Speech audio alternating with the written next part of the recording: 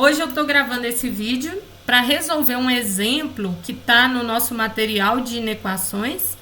Resolva a seguinte inequação linear: x sobre 3 mais 1 sobre 2 maior que x sobre 4 mais 1/3. Então, ela é uma inequação linear sobre x. Lembrando que, para resolver uma equação linear ou uma inequação linear, o nosso objetivo é isolar a nossa incógnita, nesse caso a incógnita x, de um dos lados da igualdade ou da desigualdade. Normalmente tem mais de uma maneira de começar o exercício e de desenvolver o exercício, desde que você faça as operações matemáticas corretas. Então, nesse caso aqui, eu poderia primeiro tirar o MMC entre 3 e 2, 4 e 3, fazer uns cálculos, mas eu não vou fazer isso. Eu notei o seguinte, olha, o x sobre 3 está de um lado da desigualdade e o x sobre 4 está do outro. Então, antes de começar a fazer isso, eu vou tentar colocar eles do mesmo lado da minha desigualdade. Então, por exemplo, eu posso fazer o seguinte: eu posso passar o x sobre 4 para o lado esquerdo e aproveitar também que eu não preciso dele do lado de cá, posso passar 1/2 para o lado direito. Então, aqui, como o meu x sobre 4 não tem nada na frente, tem um sinal de positivo aqui. Então, x sobre 4 está somando com 1/3 aqui. E o 1/2 também está somando com x sobre 3. Então, lembrando, quando eu troco numa igualdade ou numa desigualdade um termo, ele sempre vai com operação contrária. Então, vai ficar da seguinte forma: x sobre 3 do lado... x sobre 3 do lado esquerdo. X sobre 4 estava somando, vai vir subtraindo para o lado esquerdo, maior que 1/3. 1/2 estava somando, vai vir para o lado direito, subtraindo. Beleza. Agora, como eu quero juntar essas coisas, quero juntar esses caras aqui, o x sobre 3 e o x sobre 4, eu tenho uma subtração de frações com denominadores diferentes. Então, para poder juntar isso aí, eu preciso calcular o MMC. Então, preciso do MMC entre 3 e 4. Quem não lembra como que calcula o MMC, tem muito tempo que não estuda, eu fiz um vídeo, depois eu coloco o link do vídeo aqui, mas está lá no Moodle, de uma aula revisando a parte de MMC e soma e subtração de frações. Então, para quem viu o vídeo, lembra de MMC, a gente precisa do conjunto dos números primos. Então, primeiro número primo 2, 3, 5, 7, 11, 13 e por aí vai. São infinitos, então a gente coloca só um pedacinho. Mas eu vou precisar de quase nada deles. Então, para fazer o MMC entre 3 e 4, a gente coloca um do lado do outro, separado por vírgula, coloca uma barrinha de divisão e começa a dividir pelos números primos. Então, eu vou olhar por 2. Número primo 2. Tem alguém que é divisível por 2? Tem, o 4 é par. O 3 é ímpar, não divide por 2, mas não tem problema. O importante é colocando que divide pelo menos um dos caras. Então, 3 dividido por 2 não dá, repete ele. 4 dividido por 2 dá 2. Olha, ainda divide por 2, então eu coloco aqui o 2 ainda. 3 não divide, 2 dividido por 2, 1. Acabou a divisão desse cara aqui, quando chega em 1. O 3, como é primo, olha lá, tá na listinha dos primos, então só pode ser divisível por ele mesmo. Então, ficou 1 e 1, que é o objetivo aqui. Então, quer dizer que o MMC entre 3 e 4 é quem? 2 vezes 2 vezes 3, que é o produto desses números aqui que a gente encontrou. Que dá exatamente 12.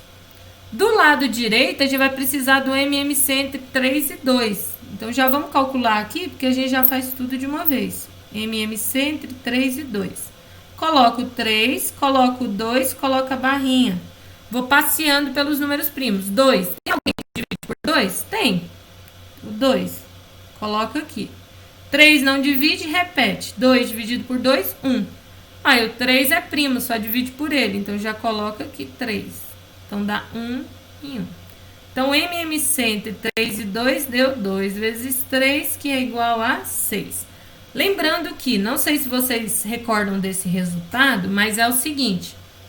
Toda vez que eu tiver dois números ou mais que não tem divisores em comum, por exemplo, o 3 e o 2 não tem divisor em comum, o 3 e o 4 também não. Então, o MMC deles é o produto entre eles. Viu aqui? O MMC entre 3 e 2 deu 3 vezes 2, que é 6. O MMC entre 3 e 4 deu 12, que é exatamente 3 vezes 4. Então, se você lembrar desse conceito, você não precisa, nesses casos, calcular o MMC. Ele já sai direto. Agora, como que eu faço para calcular aqui? Então, o MMC serve para colocar todas essas frações num denominador comum. Então, no caso aqui, o MMC deu 12 do lado esquerdo, então ele fica como denominador. Lembrando, o que eu faço com esse 12? Eu vou pegar 12, dividir pelo denominador aqui, 12 dividido por 3, 4. E vou multiplicar pelo numerador. Então, 4 vezes x dá 4x. Menos, que estava ali, né? Faço a mesma coisa com a outra fração. Se tiver um monte de fração, você vai fazer a mesma coisa com todas. Então, vou dividir pela de baixo. 12 dividido por 4, 3. Pego o resultado, multiplico pelo numerador. 3 vezes x menos 3... menos 3x. Maior que... Agora, do lado direito, vamos fazer a mesma coisa. O mínimo múltiplo comum deu 6. Então, ele vira denominador. Vamos fazer direto sem as setinhas. 6 dividido por 3, 2. 2 vezes 1, 2. 6 dividido por 2, 3. 3 vezes 1, 3. Ali estava menos, continua menos. Tranquilo? Agora, é só eu dar uma juntada aqui nos caras no numerador. Então, 4x menos 3x vai dar x sobre 12. Maior que 2 menos 1 sobre 6. Então, agora, olha o tanto que melhorou a minha inequação. Para o x ficar sozinho de um lado, só basta tirar esse 12 daqui. Então, tem duas maneiras de fazer a mesma coisa. Uma delas é, se eu multiplico os dois lados por 12, vai ficar 12 dividido por 12, que vai dar 1. O 12 vai sumir dali. Ou eu podia também passar o 12 que estava dividindo, multiplicando, é a mesma coisa. Então, se eu multiplico tudo por 12, vai ficar 12 vezes x sobre 12, maior que menos 1 sobre 6 vezes 12. Menos 1 vezes 6 vezes 12. Tá? 12 dividido por 12 vai cancelar. E aqui do lado direito, lembram? Quando eu tenho multiplicação e eu tenho fração, se tem número, você pode colocar o 1 do lado de baixo, que ele não interfere. Então, é numerador vezes numerador, denominador vezes denominador. Então, vai ficar x maior que menos 12 dividido por 6. O que implica que x maior que menos 2. O que encerra o exercício.